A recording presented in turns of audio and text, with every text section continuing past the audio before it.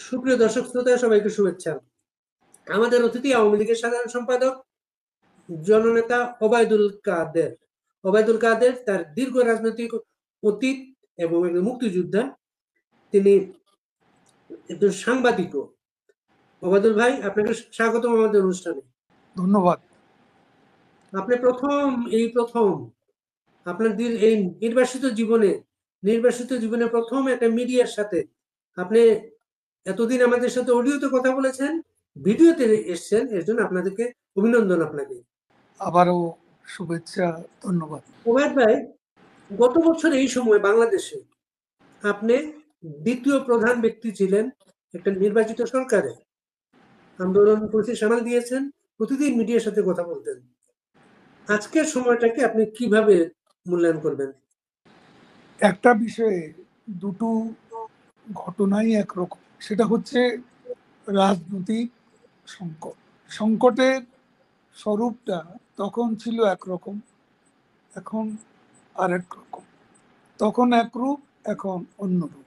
তখনকার প্রেক্ষাপট আর এখনকার প্রেক্ষাপট দুটো ভিন্ন বিষয়। তখন ছিল মুক্তিযুদ্ধের মধ্য দিয়ে স্বাধীনতা সংগ্রামে সোনালী ফসল, স্বাধীন বাংলাদেশ। আর আজকে রিসেট বাটনে প্রেস করে এক নতুন বাংলাদেশে জন্ম, একটা জঙ্গিবাদী উত্থান আমরা মোকাবিলা করছি।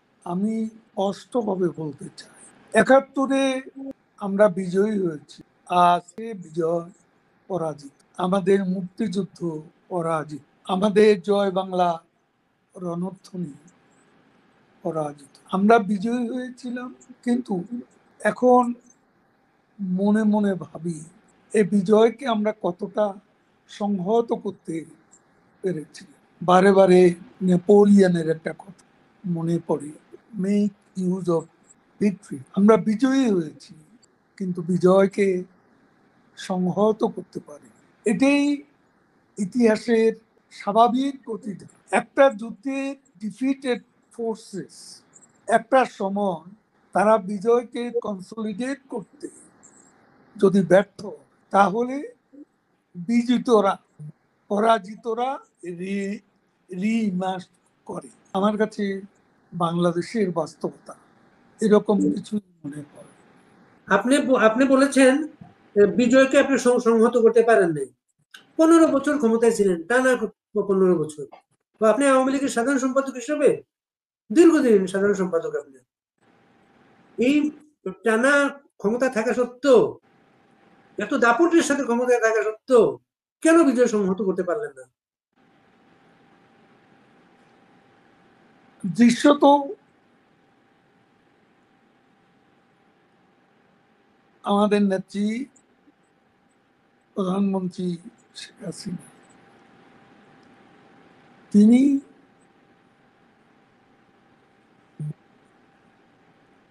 বিজয় সংহত করেছিলেন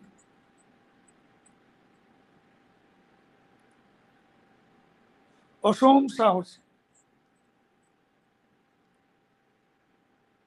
পরাজিত শক্তির বিরুদ্ধে, তাদের আদর্শ চেতনার বিরুদ্ধে, তাদের অপরাধের বিরুদ্ধে, যেমন যুদ্ধাপরাধীদের বিচার, মানবতা বিরোধী অপরাধীদের বিচার, এছাড়া অনেকগুলো জঙ্গি ঘাঁটিতে হামলা চালানো হয়েছিল, যেমন হলি আর্টিজান, যেমন সিলেট, যেমন ঢাকার আশকোনা, আজিমপুর, ময়মনসিংহের রাস্তায় জঙ্গি হামলা প্রতিহত করা, এরকম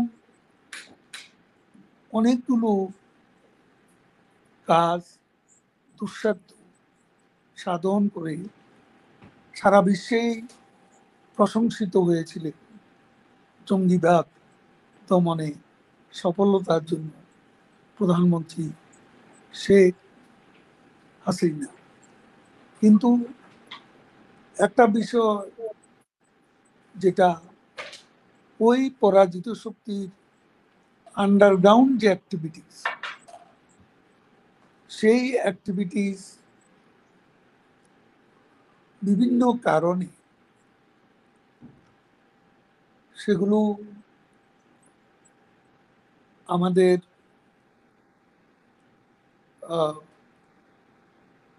গোচরে ছিল। এই যে গোয়েন্দা সংস্থা সঠিকভাবে আপনাদের ব্রিফ করে নেই, গোয়েন্দা সংস্থা? বা আজকে আমরা বিভিন্ন সেনাবাহিনীর কি চেহারা দেখতেছি? গোয়েন্দা সংস্থার রিপোর্টের উপরে ভিত্তি করে সব রিপোর্টই সঠিক তথ্য সরবরাহ করেছে, এমনকি উঁচু গলায় বলা যায় না। সব সঠিক তথ্য সঠিক সময় যদি পাওয়া যেত, তাহলে 5ই আগস্টের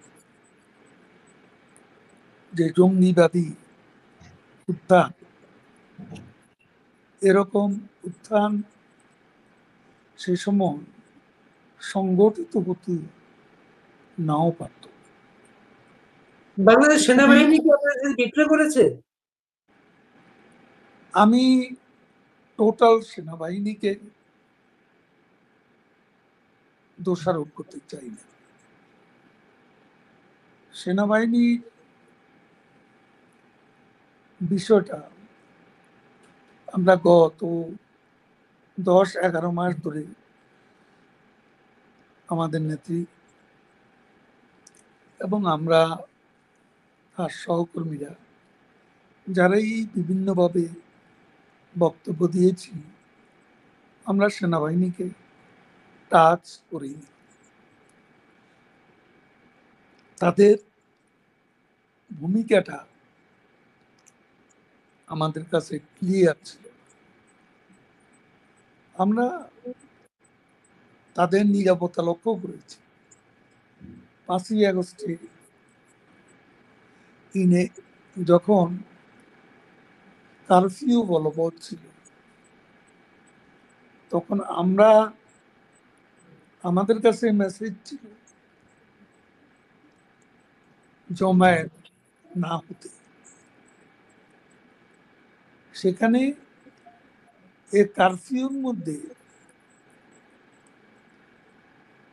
এই যারা সেদিনের জঙ্গিবাদী হামলা সংগঠিত করছিল, তাদের সমর্থকরা, তাদের নেতাকর্মীরা বড় বড় মিছিল করে ঢাকা অভিমুখে সেনাবাহিনীর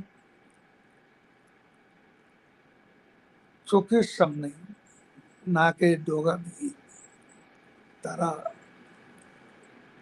বিক্ষোভ স্লোগান দিতে দিতে ঢাকামুখী অভিযাত্রা করতে থাকে। সেনাবাহিনীর সমর্থন ছাড়া এগুলো সম্ভব ছিল? এখন তো সেটাই আমরা ভাবছি। যখন গোপালগঞ্জে নিরীহ মানুষের উপর শান্তিপূর্ণ প্রতিবাদী মিছিলের উপর আমাদের সেনাবাহিনী গুলিবর্ষণ করে মানুষ হত্যা করে, যখন দেখি সেনাবাহিনীর এক সদস্য দীপ্ত সাহা নামে এক তরুণকে যুক্তরাষ্ট্রের জর্জ ফ্লয়েডকে যেমন করে বুটের তলায় তার গলা পিষ্ট করছিল, আর সে বলছিল আর্তনাদ করে, আই ক্যানট ব্রিথ। দীপ্ত সাহার গলায়, মুখে বাংলাদেশের একজন সেনা সদস্য এভাবে শ্বাসকষ্টের সৃষ্টি করেছিল, সেটা ভেবে আমরা অবাক, আমরা হতবাক যখন আমরা দেখি যে সেনাবাহিনী মাস্তানির জন্য, গুন্ডামির জন্য, সন্ত্রাসের কারণে, চাঁদাবাজির কারণে ইতিমধ্যে কুখ্যাত ইউনূসের তল্পিবাহক সদ্য গঠিত এনসিপির নেতাদের পাহারাদার হয়। যখন দেখি সেনাবাহিনীর কনভয় মধ্যে তাদের আশ্রয় দিয়ে পলায়নে সাহায্য করা হয়, সেনাবাহিনীর এ দায়িত্ববিদ তাদের নিয়ম কানুনের মধ্যে পড়ে। তারপর আবার দেখলাম এই যে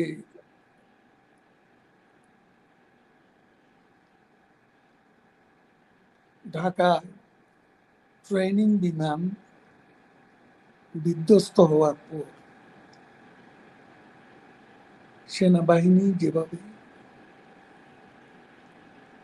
পরিস্থিতি মোকাবিলা করেছে, এটা তখনকার পরিস্থিতির মুখে তাদের দায়িত্ব জ্ঞানহীন, কাণ্ড জ্ঞানহীন এবং একটা চরম একটা হিংসাত্মক পরিস্থিতি সৃষ্টি করতে তাদের অহংবোধের যে প্রকাশ ঘটেছে সেটাও ক্ষমা করার মতো কিছু না। গোপালগঞ্জে মানুষ যেভাবে রুখে দাঁড়িয়েছে, মাইলস্টোন স্কুলের ঘটনার পরে ছাত্ররা যেভাবে রুখে দাঁড়িয়েছে, আপনি আওয়ামী লীগের দ্বিতীয় প্রধান নেতা, আপনার নোয়াখালীর অবস্থা তো খুবই করুণ। আপনি এত বড় নেতা ছিলেন, বারবার ইলেকশনে যে পাশ করে আসছিলেন, আপনার সেই কর্মী বাহিনী গেল কোথায়? যখন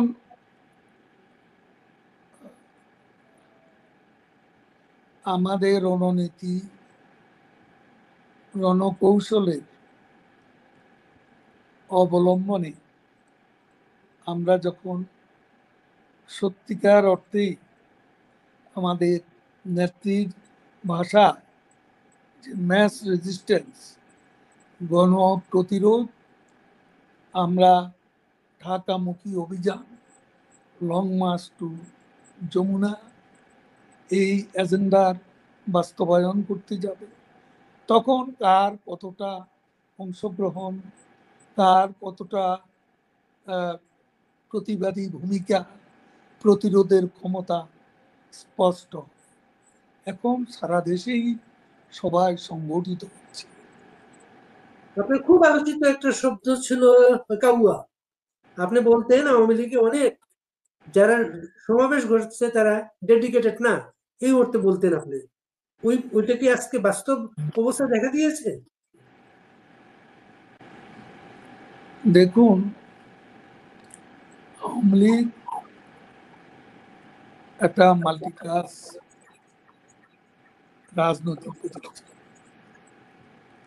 এখানে বিভিন্ন ধরনের লোক থাকে। ভালো লোক যেমন ছিল, কিছু খারাপ লোকও ছিল, এটা অস্বীকার করার কোনো উপায় নেই। জামাত শিবিরে প্রচুর লোক আশ্রয় জামাত শিবিরে প্রচুর লোক আশ্রয় নিয়েছিল। আর সেটা হয়তো কোনো কোনো ক্ষেত্রে সে অনুপ্রবেশের বিষয়টি আমরা বুঝতে পারি, এবং 5ই আগস্টের পর এটা দিবালোকের মতো পরিষ্কার। কারণ সেদিন ছাত্রদের আবেগকে যারা পুঁজি করে জঙ্গিবাদী উত্থানের সাথে সংযুক্ত করে, তখনকার এবং আজকের এনসিপি নামের নেতৃত্ব তো নতুন দলের ইউনূস বাহিনীর যে নেতাগুলো, এদের স্বরূপটা ইতিমধ্যেই উন্মোচিত হয়েছে। সেখানে অনুপ্রবেশকে উড়িয়ে দেওয়া যায়। আপনি ছাত্রলীগের প্রেসিডেন্ট ছিলেন, কত ত্যাগ তিতিক্ষার সংগঠন আপনার। সেই সংগঠনটায় ঢাকা ইউনিভার্সিটিতে জামাত শিবিরের লোকজন গুরুত্বপূর্ণ পদে ছিল, তারা প্রকাশ্যে বেরিয়ে এসছে, বলতে তারা হেলমেট ব্যবহার করতো তাদেরকে আড়াল করার জন্য, আর আপনাদের নামও তো হেলমেট পাই। দেখেন, এইসব বিষয়গুলো আমাদের নিজেদের মধ্যে চর্চা আছে, আত্ম সমালোচনাও আছে, আনুষ্ঠানিকভাবে নয়। আমাদের মধ্যে এইসব নিয়ে আলাপ আলোচনা আছে, ভুল ত্রুটি নিয়ম কথাবার্তা আছে। এগুলো এই মুহূর্তে যেখানে দেশ এক গভীর সংকটে, যেখানে আমরা অন্ধকার সময় অতিক্রম করছি, এটা চরম মূল্য দিতে হলো, চরম মূল্য দিতে হলো। যে কথাটা বলা হয়, আওয়ামী লীগ যখন জয়ী হয়, একা জয়ী হয়, আওয়ামী লীগ যখন হেরে যায়, সারা বাংলাদেশ হেরে যায়। হ্যাঁ, এটা যিনি বলেছেন এটাও তো তার দৃষ্টিকোণ থেকে তিনি বলেছেন। তবে আমার একটা অভিজ্ঞতা হচ্ছে, পার্টির জেনারেল সেক্রেটারি হিসেবে দায়িত্ব পালনের যে অভিজ্ঞতা, আমার কাছে মনে হতো যে আওয়ামী লীগ যখন বিরোধী দলে থাকে তখন সাংগঠনিকভাবে খুব শক্তিশালী থাকে, এবং not only organized but spirited থাকে। এটা এক বছরের মধ্যে ইউনূস সরকার টের পাচ্ছে, এক বছরের মধ্যে টের পাচ্ছে তারা। ক্ষমতাসীন আওয়ামী লীগের যে দলীয় যে শক্তিটা, সেটা বিরোধী দলে যতটা শক্তিশালী থাকে ততটা শক্তিশালী থাকে না। বলেন কি প্রশ্ন? এটা প্রফেসর ইউনূস টের পাচ্ছেন। এর জন্য মাইলস্টোন স্কুলের ঘটনার পরে ওই রাজনৈতিক দলগুলোকে যেন ডাকলেন, ওইখানে আওয়ামী লীগের ভয় দেখাচ্ছেন। আওয়ামী লীগ আইলো, আওয়ামী লীগের ভয় দেখিয়ে তাদেরকে উনি সতর্ক করছেন বারবার। তিনি সতর্ক করেছেন, আওয়ামী লীগ জুজুর ভয় দেখাচ্ছেন তার মিত্রদের। তার মানে আওয়ামী লীগ আবারও গত কয়েক মাসে জানান দিচ্ছে আওয়ামী লীগ আছে, আওয়ামী লীগ থাকবে। আওয়ামী লীগের নেত্রী বঙ্গবন্ধু কন্যা শেখ হাসিনার উদাত্ত আহ্বানে মুক্তিযুদ্ধের পক্ষের শক্তিও আজ ঐক্যবদ্ধ হচ্ছে। মানুষ আজ বলতে শুরু করেছে, আওয়ামী লীগ আমলে ভালো ছিলাম, এর চেয়ে শেখ হাসিনার আমলে ভালো ছিলাম। এই যে একটা বোধোদয় মানুষের মাঝে সৃষ্টি হয়েছে, এটা কি নোবেল বিজয়ী ইউনূস সাহেব টের পাচ্ছেন না?